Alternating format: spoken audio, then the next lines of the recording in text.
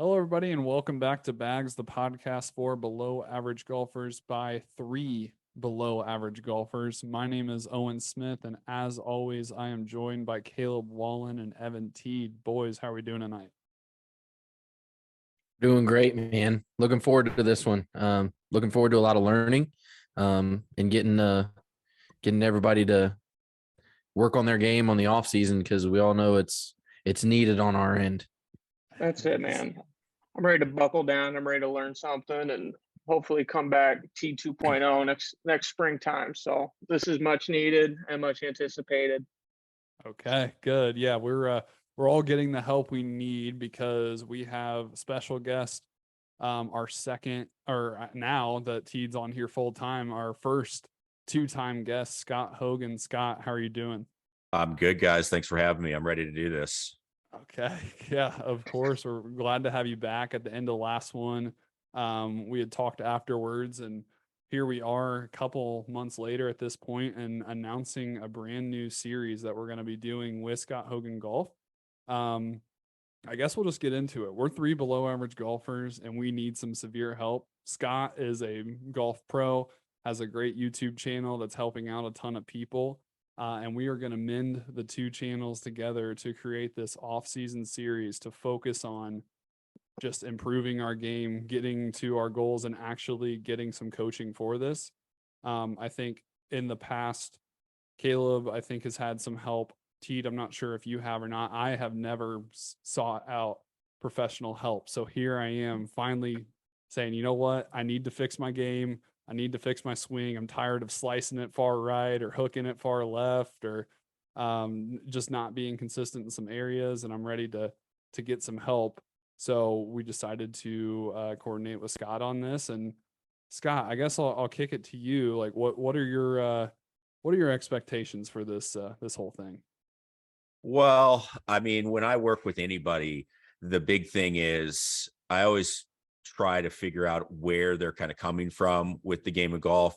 I always tell people my style is that I was once you. At some point in this journey, I was you, whether, you try to learn through, you just get out there and just start hitting the ball, just swinging away. You don't know anything. And you're like, oh, this isn't too bad. Or, and then you're like, all right, I'm actually going to get better. And then you realize that's a terrible mistake because this game gets infinitely harder once you start trying and all that. And then you're looking for tips and you're looking at like Golf Digest or you're looking at magazines, videos, and you start wandering these roads of, hey, well, maybe that's it. Maybe that's the key that I need to get better, or this is this, and there's 1,000 ways it could go. And what ends up happening is you just kind of get lost and, sometimes stuff works, sometimes it doesn't. If it does work, you don't know why it worked and you don't know that that's the actual thing that's helping you. And if it doesn't work, you don't know that's the thing that's hurting you. You don't know which one is which. And, that always is terrible and it's frustrating and, all of that. So, as far as expectations, if you guys are below average, which probably makes you an average student that I face, is you're going to have a lot of questions of, you're probably going to say some things and I'm probably going to tell you like, that is not what you want to do at all. So there's probably going to be some of that. There's probably going to be some good things that you do that you don't realize you should keep doing. But hopefully it's just providing some clarity and saying, hey, this is, if you do this and we get you on that path of, hey, golf is really a simple game. I mean, it was played so long ago with a feather ball and a stick that was made out of wood. It's like, it can't be that hard. So in theory, it hasn't changed that much since then. It's equipment's different. Yeah. But the idea is still the same. So if we can get you thinking some of these things that you need to do, I think we can make some progress. We can do it hopefully pretty quickly. Yeah, I think so. And I'm looking forward to it because we have a lot of, and we'll dive into everything, but we have a lot of cool ways to connect with you, even though we're not all too close to each other. Caleb and I are pretty close, but we're in Indiana. Teed is in Michigan, and you're out in Illinois and Chicago area. So we're able to do this without actually seeing each other in person, although we do have the goal.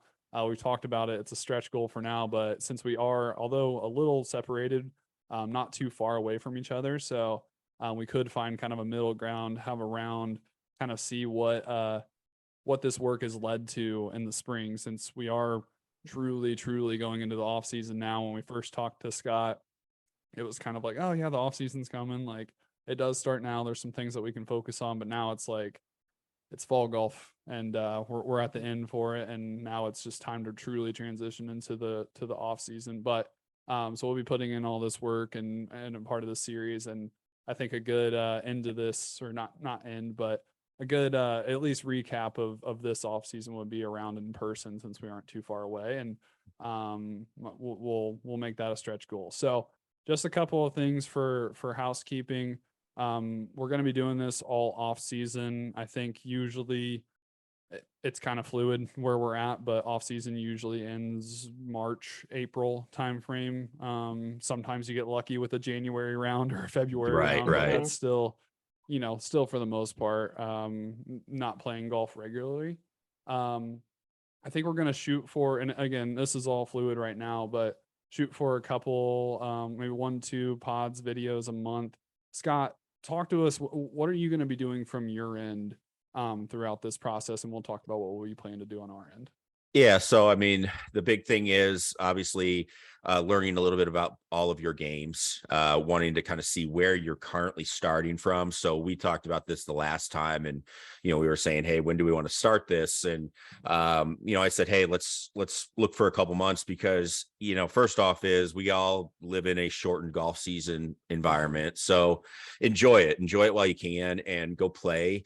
But while you're doing that, and I do this on my own game, I am taking notes. I'm figuring out where, all right, man, I really am going to need to work on that, because that's killing me, or this is hurting me. And, oh, I'm actually pretty good at that. And so, make notes of that, because when you're going through, you can actually, especially if it's good, you could take, if we took a video of it or whatever, you could say, hey, that's what it is when it's good. So we have that on file. You have that kind of filed away and say, all right, I could go reference that if it kind of didn't happen, if I was starting to struggle. So the other thing then is, obviously, if the stuff that you're not good at, let's work on that, and let's see what we can do to get better at it. So kind of going through there, helping us kind of file that down, or get that down to like, hey, we got some clear goals. That's the first thing.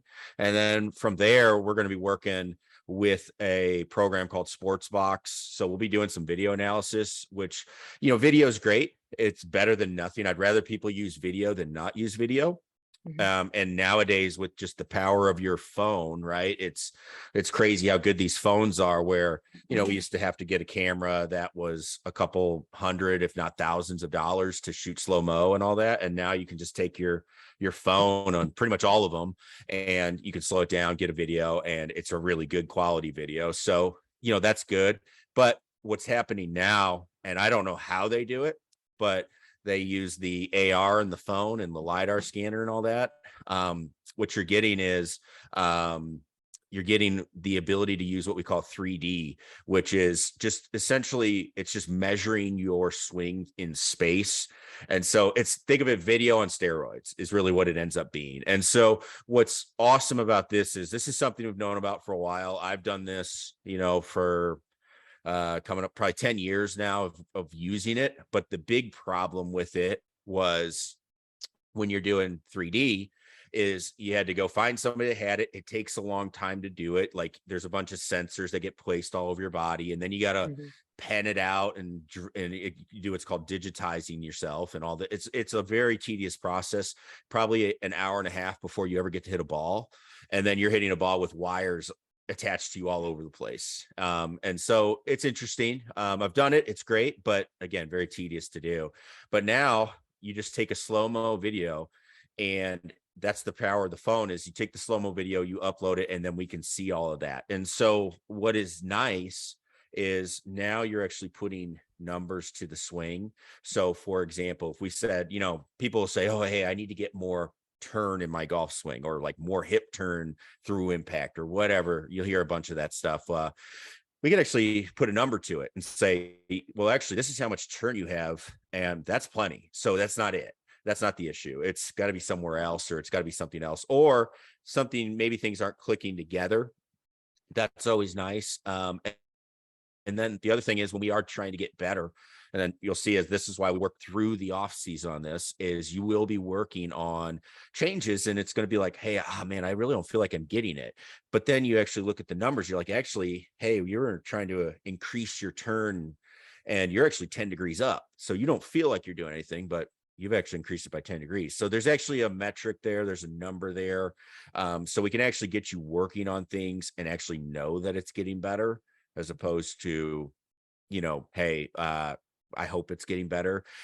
Sometimes cameras play tricks on you. So that's why the 3D is preferred. Again, camera's better than nothing, but if we have this option, it's always a good one to have, and plus we'll be going over some ball flight data, trying to show you how this relates to ball flight, because we have a launch monitor we're going to be working with a little bit. And, so we can always tie that to it. I think that's important as well. You don't want to just say, all right, I'm going to do this in my swing. Why is that going to help your ball flight? Why is that going to help your swing? We're going to get into all of that. Awesome. Okay. Wow. What's this? Again, we're doing this series together, both on the bags side and on your side with your YouTube channel and things. What can people expect throughout this process from content on Scott Hogan Golf? I think you're going to see, hopefully what you're going to see is the coaching process. What I think hopefully give you a little insight what it's like to be a coach, just to see what we're thinking as we're going through. I find that to be interesting sometimes, because what I talk about to students, right, and what I tell students isn't always, what I'm thinking, right? There's a reason why I would tell somebody to do something. So hopefully they'll get a little bit of that, but also, getting a breakdown. Hey, this is what I see in, let's say, in your game. And like, hey, he wants to do this and he's saying he needs this. This is why I wouldn't recommend this, or why I would recommend this. And, give a little bit of a thought process of how I see, I think one of the things that I have an advantage over somebody that doesn't do this all the time is that I have seen people progress. That's my job. I see them do it all the time. And so I can see the finish line, wherever that ends up being. We don't necessarily know where it is and when we're getting to it, but I know where the finish line, what it's going to take to get there. So hopefully we give you a little look inside of that and like, hey, this is where we're going. And then also, hopefully kind of show you why we're going to tell you to do some things, why you might get frustrated. I fully expect that, that to happen. And we'll explain all of those things and kind of why as a coach, we're okay with that stuff. And so hopefully that helps you understand the learning process. And, so hopefully you're going to see that. And then obviously seeing a lot of hopefully helpful tips. I think a lot of people are going to have some of the same issues, and they'll be able to kind of see why they should fix it this way and how that can help them. So I think there's going to be kind of a lot of good stuff, hopefully on all of that. Yeah, we're looking forward to it and looking forward to not only helping ourselves, but it sounds like could help a lot of people and introduce them again to the world of virtual coaching and the technology like Sportsbox AI, which we're looking forward to getting started with. So from our end, we're going to be talking. I mean, we do the weekly podcast, right? So everybody's going to hear us three kind of talk week over week, just different things. We'll kind of update you throughout the off season and, talk about our struggles, talk about breakthroughs, whatever it may be, and kind of talk through that as well. We'll also share that on our YouTube channel. So as always, everything will be linked below, and we'll link Scott's stuff below so you can check out his channel. He has a lot of good content already out there. So go ahead and check that out while you wait for the series to officially kick off.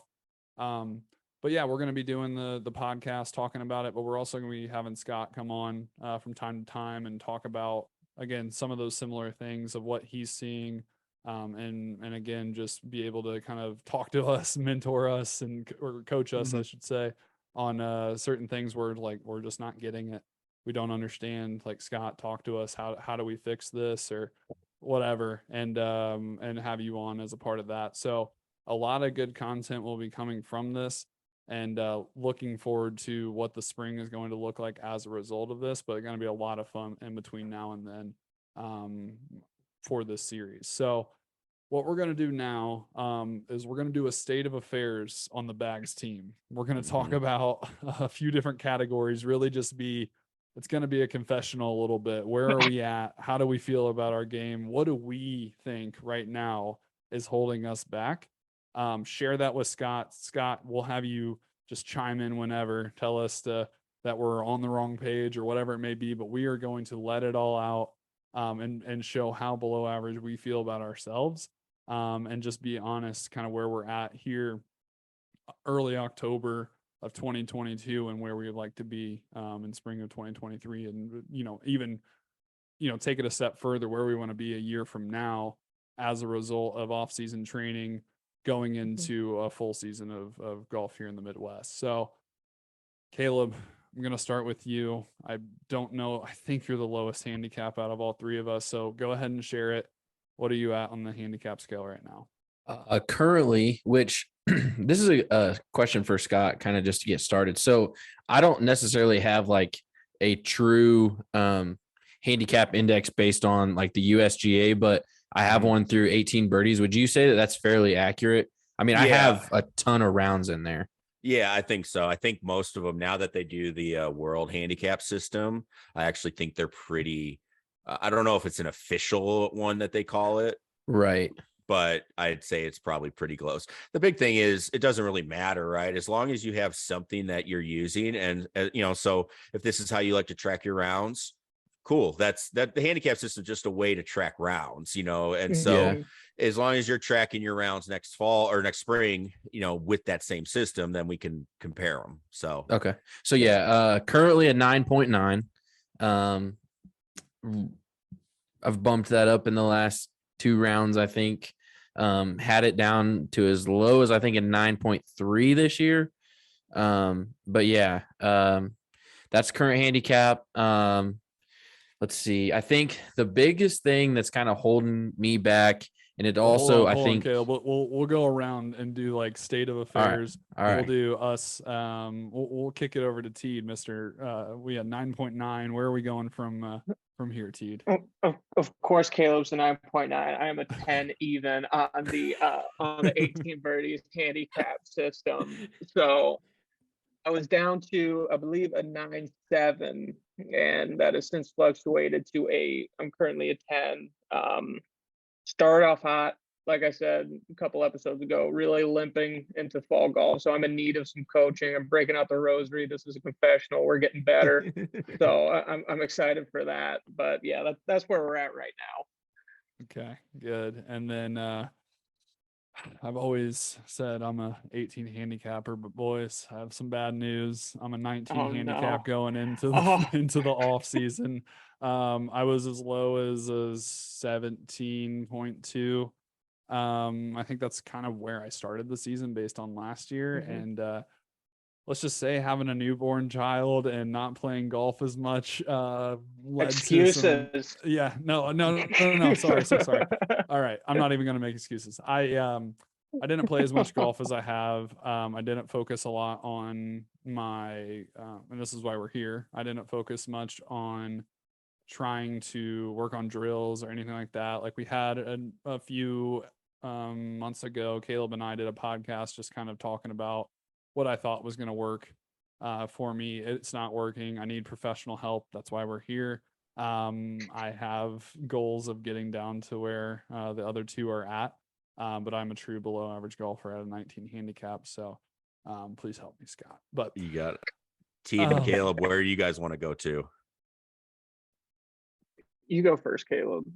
Okay. So I understand that, like, I don't think scratch currently is a good goal for me because I don't want to put that pressure on myself, but wanting to get somewhere around like 5 to 7, the middle single digits, or I would say as low as 4 right now, just trying not to go overboard with it. But it's, I've talked about it on here before where like golf is just something that I want to be good at.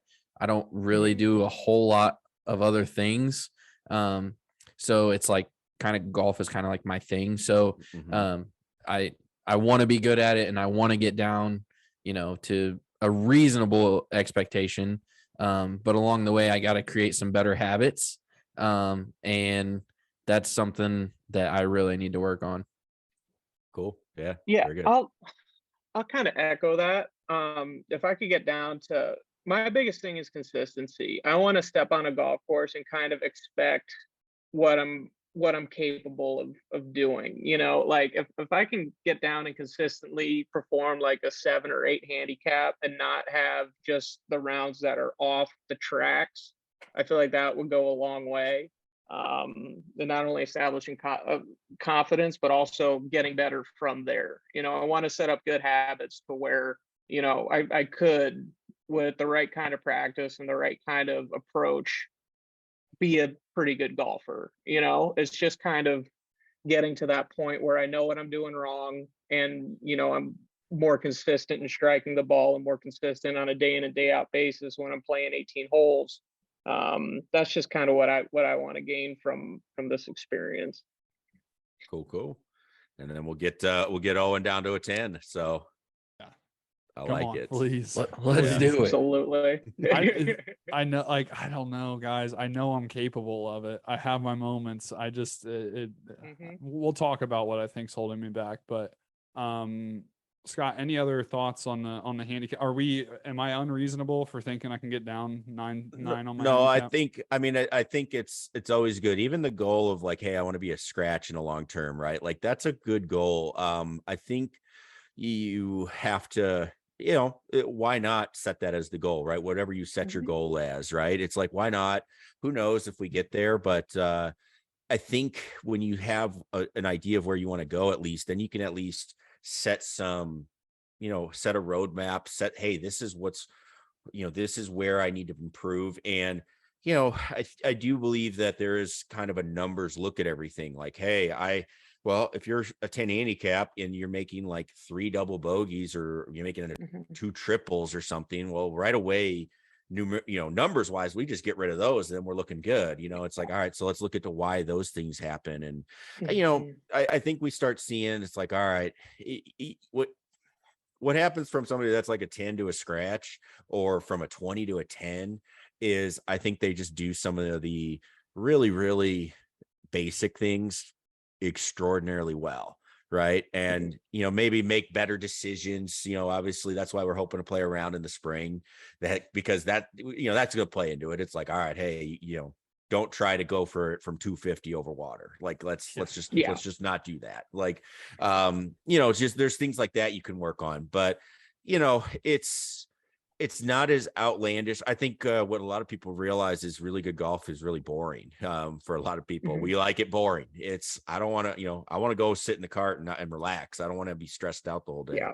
So, if you're playing good, that's usually how it is. So it's, I think there's nothing that's unreasonable. We just have to know, all right, if that's your goal, we'll take a look. When we take a look deeper into each of your games, I think we'll kind of have a better idea of, all right, hey, this is when we're going to kind of see things happening. But, I don't think there's anything wrong with setting, hey, this is where I want to be eventually. So. Awesome. Okay. All right. Next thing is determining or what we think on our own end before getting any analysis from Scott on kind of what we think is holding ourselves back from reaching that goal currently, or what's affecting our rounds round over round. So Teed, I'll start with you. What do you think is holding you back the most, and kind of, just start there. Sure. One thing I notice is when I'm playing well, I have that consistent ball flight. If it's going well, I play a little draw, relatively high. When I'm not, and I don't have a good feel for my golf game, I don't know where it's going, especially with my irons, So if I can really kind of nail down what to do when approaching a green, or what to do on the second shot on a par 5 to set myself up, I think I play relatively smart golf, and I'm not a bad putter. So I feel like if I can iron out the problems I have with my irons, I think that'd be a pretty good place to start. And like I said, consistency, to know where I miss and to be able to set myself up without short siding myself and all that kind of stuff. Yeah. That'd be a really good place to start. Cause I think that's what I'm relatively decent off the tee. Especially on the kind of courses we play out here, where if you bomb and gouge, you'll be just fine. Doesn't really matter where it goes. But yeah, if I can iron out the middle part of my game, I think it would make a pretty big difference. When you say you're a decent putter, what's that mean? Like what would you say, how many putts you have in a round, for example? So I like on 18 birdies, I'll track it. Like I consistently two putt. Like I'll Okay. go a few rounds without three putting. Okay. Yeah. Just making sure. Sometimes people say they're good at putting and they're like, oh, I Yeah. average like three to four. I average like 3 to 4 putts per round or per green. I'm like, well, that's not good. Yeah. No, So- we're a little better than that. Okay, good. Good. Well, definitely can work on that for sure. Good. All right. Caleb. Yeah, so I'm gonna say the consistency portion as well, but I think mine, like, it's kind of gonna go with what we're gonna talk about next is with our biggest issue, but like just our ball, like my ball striking. Like some days I'm flushing everything. Some days, I'm hitting things off the hosel or off the toe, but there's some days where like I'm squaring things up, but at impact, I'm super closed, or at impact, I'm super open. So it doesn't necessarily matter that I hit it square. It almost hurt me because, it's flying 30 yards left. It's flying 30 yards right. Like this past weekend, my dad and I played and I had, a pitching wedge into a couple different greens that I really liked the yardage. I was fairly confident in my shot, but I pulled it so far to the left that it almost put me out of position. And it's like, I said to myself, like, this shouldn't be happening, but obviously with whatever I'm doing at impact, which I think has always been a struggle of mine, like going through lessons a little bit last year, that was something that, we worked on, and, I was able to get help for sure. And then, having a kid, not staying as with it as much. And I think that kind of led to, the old habits that have come back to where like, I'm not square. And so the consistency of not Right. being square at impact has really made my game fluctuate. Cool. Yeah, so like scoring with those like shorter clubs, especially, if you're having a Right. pitching wedge and you want to feel like you can attack a little bit, and Yeah. maybe have a chance, right? So cool. Yeah. Well, definitely. Sweet. All right, Owen. Where do I start? Yeah. No, I think the biggest thing that I think the biggest thing is going OB off the tee specifically. And that might be a bigger issue overall. That might just be my performance with the driver. Overall, I cannot figure out any sort of consistency with that, and that gets me into a lot of trouble. Like, you don't have to be super accurate at some courses that I play to be okay. And I still find myself in trouble sometimes, or just put myself in bad positions off the tee, which then has me maybe being a little more aggressive on the second shot or further out from the green, or and just kind of set myself up in bad position there. A lot of this season, it kind of started, I don't know, Caleb, you probably remember because we've played a lot over the past 2 years, but can't remember if it really started last year or more of this year, where I just started having a nasty slice. And just recently, my miss is becoming more left, and I'm not slicing the ball. I've made a slight adjustment in my head. Again, this is before doing any sort of swing analysis or any sort of like research. It was just one day, was trying it out. It started working. I was hitting more consistently. I was putting myself in better position, but I don't know if that's truly the fix. Which is what was the fix? This is very elementary, but I was simply focusing on lifting, like almost lifting, like focusing on mentally hitting the ball lower on the club face. So like, I don't know what I did. There was like no mechanics to it, but like in my head, when I was lining up, I was like almost like not pulling up, but almost like pulling up a little bit mentally to hit it off the tee. And for some reason, whenever I don't know what the math is behind this, what the mechanics is, this is why we're talking to you, but it's worked. And I don't know, like, And that if maybe I'm just, I don't is know. that mainly off the tee that was working? Yes, that's mainly off the tee. I don't miss as bad off with the other clubs as I do with the driver. Yeah. So the driver usually shows it worse is, that's the big thing.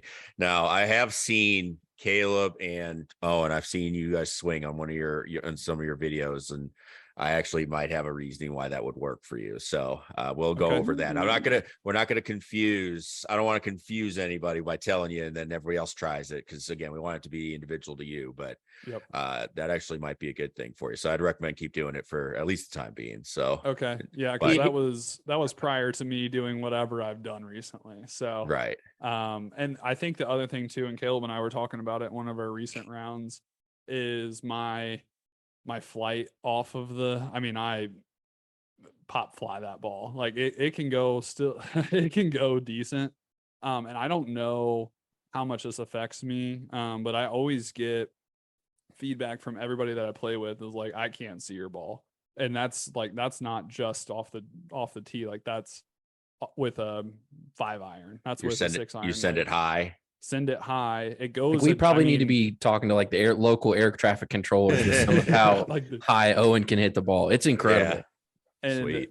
And I don't know if that's a bad thing. I truly do not know. And I guess that's me asking. Depends. Now, like, is that a bad thing? Is that a good? Because I don't. It depends. Like I lose distance, but if you're not losing distance, you're not losing control. It can be a good thing. I mean, if you can hit it high, that means it's going to stop faster, right? So and you can go over stuff, but you also need to know how to go under stuff sometimes. Yeah. And if you're playing in a heavy wind, it might not be beneficial. So it kind of depends on that one.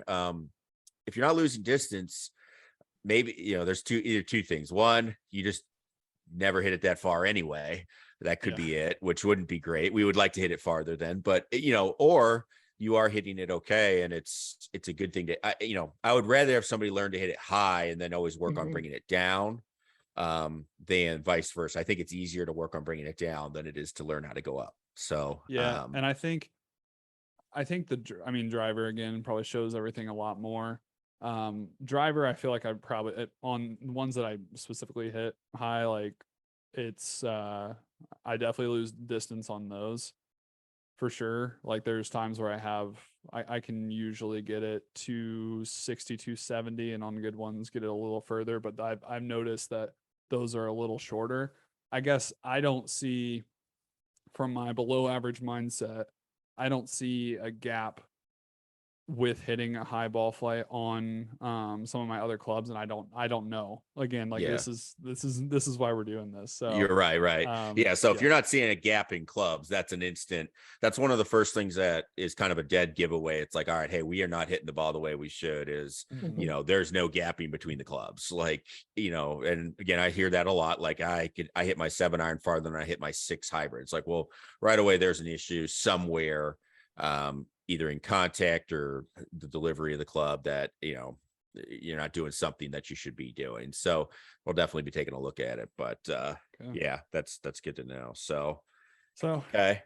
Yeah, so, I mean, I think that's my when I look at 18 birdies after a round, or if I just think back through 9 holes, 18 holes, like I can point out the holes that are bad, and it's because I went OB. And I don't know if that's just the OB portion and having the penalty stroke itself, or just like the mental stuff that we've talked about both with you now, but we also talked to John Sherman about, where it's like just move on to the next next shot. But it's always hard to move on to the next shot when you don't know what you're going to do, right? It's that there is something to that, which is, I'm a huge proponent of the mental game and all of that too. I coached collegiately, and that's what we worked on majority of the time at that level, because I just let their swings be their swings. But they also know they own their swings, and they know their swings, and they can do hey, I hooked it. They can fix it themselves, so they don't need me for that. if you have no idea and you're just sitting there like, man, I'm just going to pump it again out of bounds, like what's, it's hard to move on to the next one. So, Yep. well, the big thing for you, Owen, specifically is, are you able, like, if you hit a good drive, are you able to get there? Like on a par 4, are you able to get to the green in 2? Would you, like, regardless of how you hit it, would it be possible for that to happen? Or is it like, hey, it's going to always take me like 3 on a par 4? It's going to take me like 4 shots to get to the green on a par 5. Like, are you getting enough distance to do that? Yeah, I mean, I think Okay. for the most part, I mean, I had a drive. I was playing. I mean, this is again according to 18 birdies, but I mean, I have drives that go 300 plus sometimes. Okay, so distance. I'm just making distance sure isn't it's an not like, issue. it's not like, all right, hey, we got to work on getting it out there. We got to rein it in. Yes. That's kind of the question. Usually when we're at that higher end, like 18, 20 level, somewhere in there, we just got to be careful. We can work on hitting it straighter, but even if you hit it straighter, it doesn't help you because you're not getting there anyway. Yeah. And it's taking you a bunch of shots. So we just want to make sure that that's the case. So, Yep. So yeah, we'll definitely be working on bringing it in then. So I think the figuring out the driver is very phase 1 for me, because again, being 19, 18 handicap, there's a lot more that's I guess not focus on, because I do identify that as being a big thing for me. So I think there's other things that, like, once we maybe get that fixed, I'll be like, yeah, so the thing that Teed and Caleb were talking about, I'm having that same issue. So, but I identify that as one of my biggest issues and biggest things to work on. So very good. It's good to know. Good to know. Yeah, Cool. if Owen ever flattens out that driver, T and I may be looking at like a Walmart in between our balls and his. Yeah, I mean, it. and I can drive the ball, but there's sometimes where I like catch a hold of one and I'm like, dang, that was a good one. And then we get up there and Owen hit his ball a mile in the air and we're like in the same, and we're still hovering right around that 300, give or take. And I'm like, yeah, goodness gracious, if he ever flattens that out, like, he probably can't even take a driver on half the courses we play around here because they're semi short. So it's like, yeah, but that's a good thing. Theoretically, you should hit the shorter clubs straighter. So if you hit it long enough, you can hit shorter clubs, then you're going to be in play. And, we're going to get rid of some of those penalty balls as well. But, I mean, at the same time, I think, as just kind of hearing everybody go through it, it's like we all have your one thing. And again, I think this is golfers in general. We all have our thing where it's like, all right, I got to get, this is what's dragging me down. And it's like, you almost like dread it. You're like, you're like, keep me away from that. For me personally, it's like my short game's not been great of late. So it's like, man, if I get a short game shot, I hope I hit it well. And it's like, that's not a great feeling. And then, then you hit it bad, and then it just ruins everything else.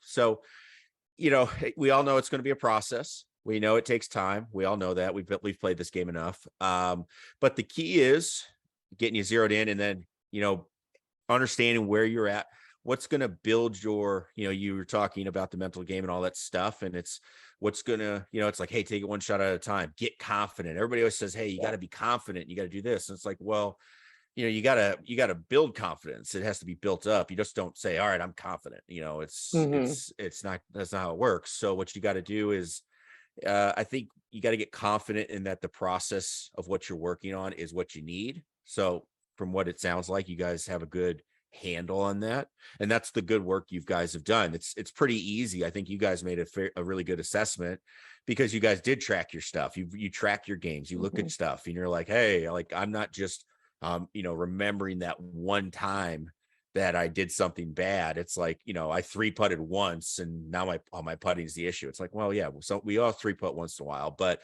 or we all hit one out of bounds once in a while, but it's definitely, if it's a consistent problem, like you're having it happen multiple rounds or multiple times around, oh yeah, we're going to go there, and you have the data to back it up. And, the next time you go play, we'll work on all this, we'll get it going.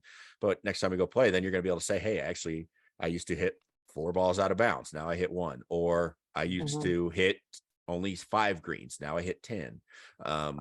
That's the key. That's how you build confidence. That's how you really change your mindset into one of, hey, I'm going to get better, and not just hope I get better. So I think that's the big deal. So I think we got some good stuff to work with. Good. Yeah. There's been a lot of hoping and not a lot of execution Yeah. on this. Bingo. Yeah. I've been there. It's, you know, and I tell people too, I get help on my own game. Like as much as I know and as much as I study the swing, I don't work on my own game on my own.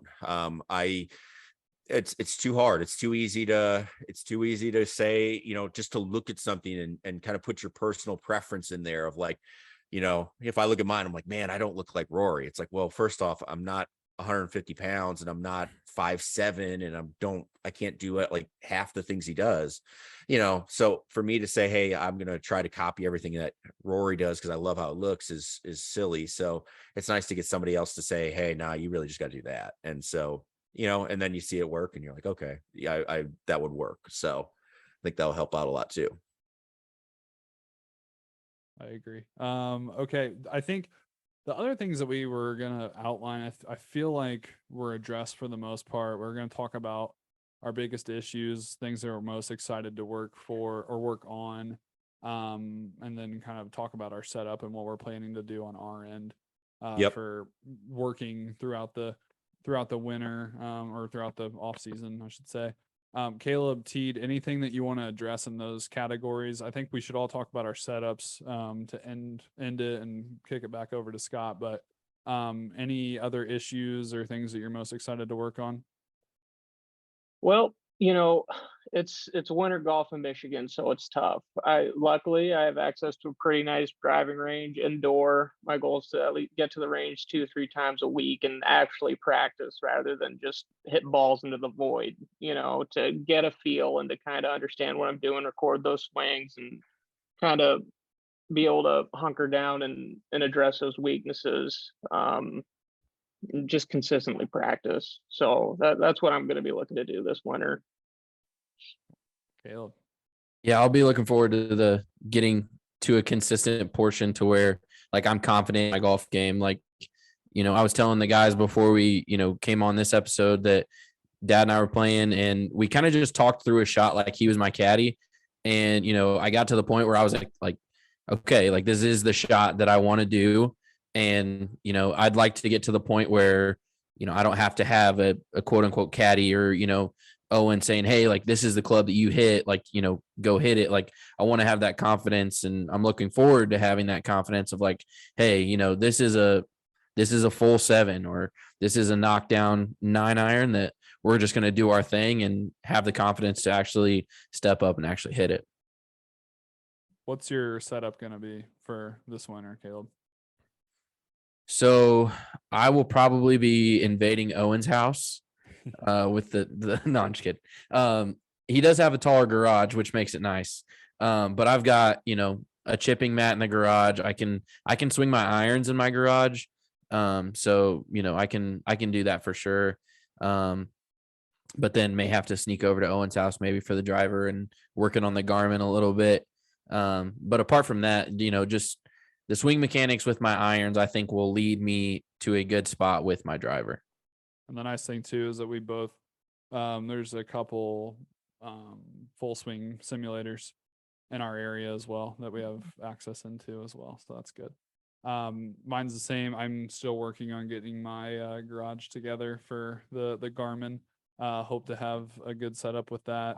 But if not, I have, like I said, a couple of simulators in the area that I'll be working on, some indoor or at least heated bays for some driving ranges as well close to me. So that'll be kind of what I'm working with on my end. So all right, Scott, did you want to dive into the swing thing today, or do you want to save that? Because I'm curious to see what you sports assessed box. No, sorry, from the what you had talked about with the watching our video. I will let's save that. Okay. Let me go through them more.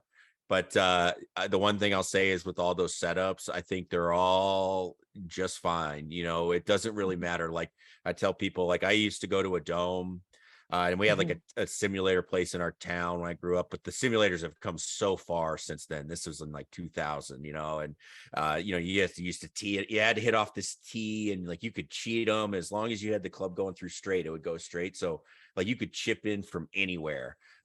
You just figure out how to cheat these things, but they're so much more realistic, even like with the Garmin and at these price points are crazy. So, that's obviously helpful, but even without that, I think that doesn't have to be what holds you back. I spent so much time as a kid, we had a sliding glass door. I'm in the sliding glass door doing swing drills. My parents are looking at me like, what are you doing? And, just, all right, I got to move like this. And there's so many things you can do. And like I said, we're using the sports box where you can make swings without hitting a ball. We still can get the work done. And if you intermittently mix in, hey, I'm going to hit some balls, we're going to do a lot of swing work, and then I'm going to go try it out hitting some balls. That's going to work just fine too. So it doesn't have to be like, oh, I always have to hit a ball. I think that's something people think too when they're trying to get better. It's like, oh, I got to get to the range. I got to get to wherever. Not always the case. Actually, you can do a lot of good work away from the course or away from hitting a ball too.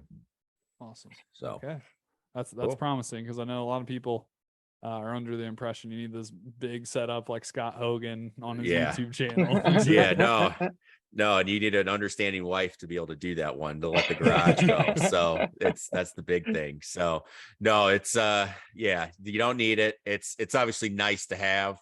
It's a luxury, but I don't feel like, from doing that, it's not like, hey, I've gotten infinitely better just because I have that setup over just having good swings and good knowledge and all of that stuff. Obviously helps and it's more fun, but and it lets me run a business out of my garage. But it's for the average person trying to get better, you don't absolutely have to have that. So that's for sure. Good to know. Mhm. Any last thoughts from your end before we end this? No, I'm excited. I'm excited to do it. I'm going to have a good time using Sportsbox, showing people how that works. But, I've already been using it and having a good time with it. And, like I said, being able to show people, hey, this is why, and this is what you need to do. Hopefully educate people a little bit more on stuff. And, no, I mean, that's hopefully what we'll do through this series. That's my main thing and that's what I try to do on my channel, is educate people and try to get you out of the never ending cycle of golf stuff that's out there of how to get, should I do this or this or this? So hopefully that'll help everybody out. Awesome. Well, we're looking forward to it. I don't know if you can tell by the smiles on our faces, but we're just like, thank you, Scott. You're our savior. We'll do it. But no. We'll do it. But yeah, everybody, we'll link Scott's channel and all of his where to find him in the description below. So make sure you go check that out. We'll be on his channel. He'll be on ours. We'll be coordinating throughout this whole off season. And again, we're going to get that round set up for the spring to see what happened from this off season training. So boys, any last words before we hop off here? Look, man, this is what the doctor ordered, and gonna give it my all, and we'll all learn together. That's the goal. Mm-hmm. I can't wait for Scott to fix my golf game enough where I'm like taking people's money consistently. That's it. That's the investment, right? That's the investment. So I'm looking forward to that. Beautiful. All right. We'll see you guys. All right. See ya.